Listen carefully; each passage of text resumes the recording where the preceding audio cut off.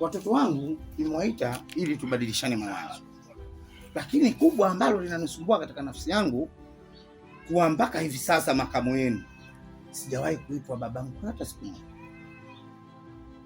Kwa hiki kitu kinanishangaza.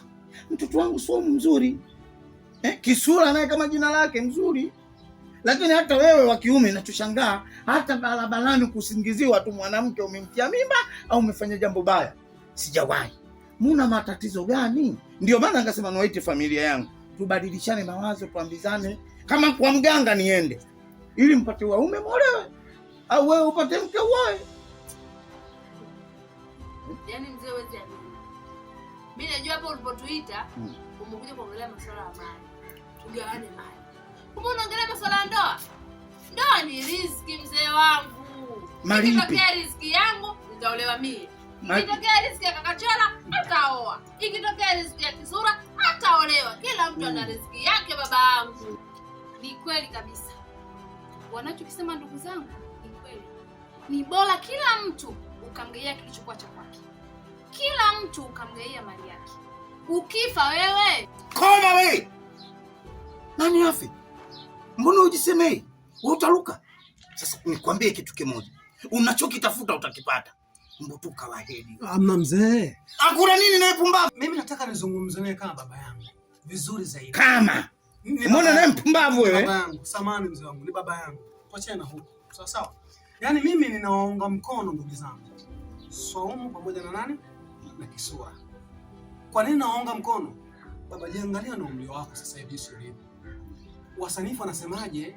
Anaanza kuzaliwa mtoto akishakuwa mkubwa, akili zinarudi tena kufanyaje? Utotoni.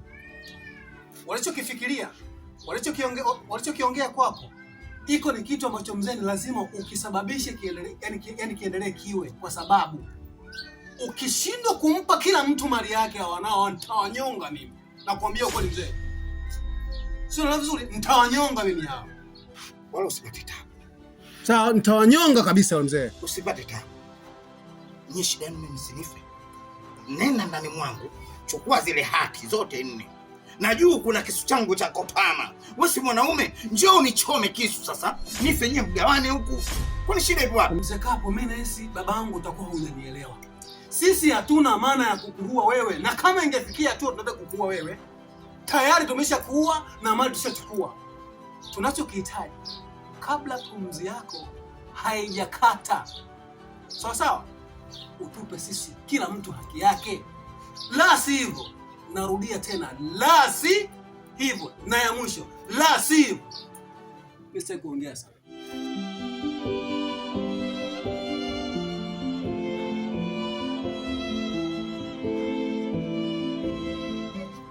Pumbavu nini? Mali zangu mimi wewe zinakuhusu.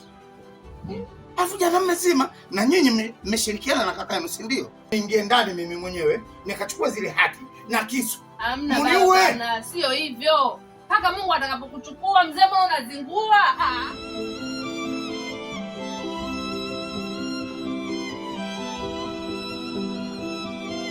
Siku hizi wana adabu Yenu wanakaa wanajadiliana nije kuwapa mali. Ulisi sijafu. Na wewe Kisula unaungana na wale.